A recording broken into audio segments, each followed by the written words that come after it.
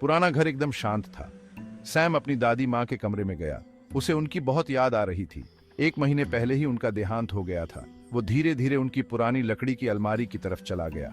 जैसे ही उसने उसे खोला, अलमारी चरमरा गई। हल्की सी लैवेंडर की खुशबू उसकी नाक में भर गई। वो मुस्कुराया।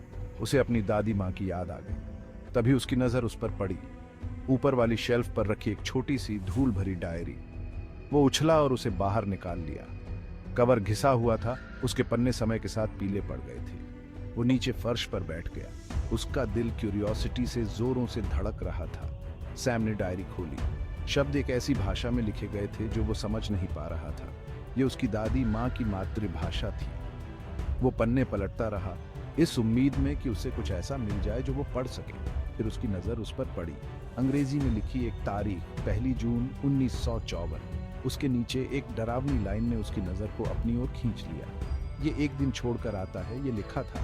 मैं इसकी मौजूदगी को महसूस कर सकती हूँ। मुझे देख रही है, लेकिन ये कभी खुद को नहीं दिखाती। सैम कांप गया। आखिर उसकी दादी माँ क्या लिख रही थी? वो पढ़ता रहा।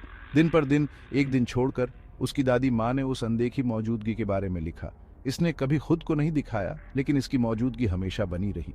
उसे देख रही थी, इंतजार कर रही थी। सैम को अपनी खुद की दहशत हर एंट्री के साथ बढ़ती हुई महसूस हो रही थी। उसे अपनी आंखों के कोनों में परछाइयां हिलती हुई दिखाई देने लगीं। उसे एक अजीब सी बेचैनी महसूस हो रही थी, जैसे कोई उसे देख रहा हो।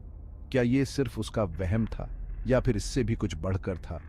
सैम का दिल उसकी छाती में जोरों से धड़क रहा था। वो इस एहसास को दूर नहीं कर पा रहा था कि वो अब अकेला नहीं है। उसे जानना था कि आखिर हुआ क्या था। फिर 15 जून की एंट्री आई।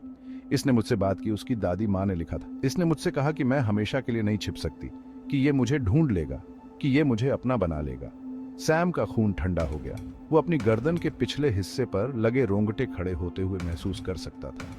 डायरी अब सिर्फ उसकी दादी माँ के अतीत की एक खिड़की नहीं रह गई थी। ये एक चेतावनी की तरह लग रही थी, एक आशंका की तरह। वो आगे पढ़ता गया। उसका दिल उसकी छाती में जोरों से धड़क रहा था।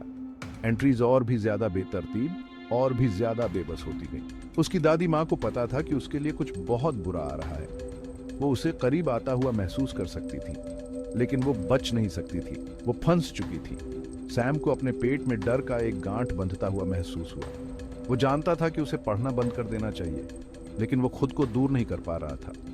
उसे जानना था कि उसकी दादी माँ के साथ क्या हुआ था। आखिरी कुछ एंट्रीज लगभग पढ़ने लायक नहीं थी। सैम डायरी के आखिरी पन्ने को घूर रहा था। उसके दिमाग में बहुत से ख्याल आ जा रहे थे। उसकी दादी माँ के साथ क्या हुआ था? उनका क्या हो गया था? उसे अपनी रीढ़ की हड्डी में एक ठंडी सिहरन दौड़ती हुई महसूस हुई। हवा भारी, दमनकारी लग रही थी। वो कसम खा सकता था कि उसने एक धीमी सी फुसफुसाहट सुनी थी। लेकिन जब वो मुड़ा तो वहां कुछ भी नहीं था। वो अकेला था, या वो था? उसने धीरे से डायरी बंद कर दी। उसकी उंगलियां कांप रही थीं। जैसे ही उसने ऐसा किया, पन्नों के बीच से कागज का एक छोटा सा मुड़ा हुआ टुकड़ा नीचे गिर गया। उसने उसे उठाया और ध्यान से खोला। ये एक छोटा सा हाथ से लिखा हुआ नोट था। उसकी दादी माँ की लिखावट। ये तुम्हारे लिए भी आएगा, नोट में लिखा था, हर दूसरे दिन। तुम इससे बच नहीं सकते। सैम अचानक से उठ खड़ा हुआ। उसका दिल जोरों से धड़क रहा था। उसे वहां से निकलना था। उसे उस घर से बाहर निकलना था। वो अलमारी से पीछे हटा। उसकी आंखें उस जगह पर टिकी हुई थीं जहां उसने डायरी पाई थी। वो कसम खा सकता था कि उसने परछाइयों में कुछ हिलता हुआ देखा था, लेकिन वो दिखाई देने की देर से पहले ही गायब हो गया था। वो मुड़ा और कमरे से बाहर भागा। उसकी सांसें छोटी और घबराहट भरी आ रही थी। वो तब तक नहीं रुका जब तक वो अपने कमरे में नहीं पहुंच गया। उसने अपने पीछे दरवाजा जोर से बंद कर लिया और उसके सहारे झुक गया। उसकी छाती तेजी से ऊपर नीचे हो रही थी। वो सुरक्षित था, अभी के लिए, लेकिन वो जानता था कि डर का ये एहसास उसे नहीं छोड़ेगा।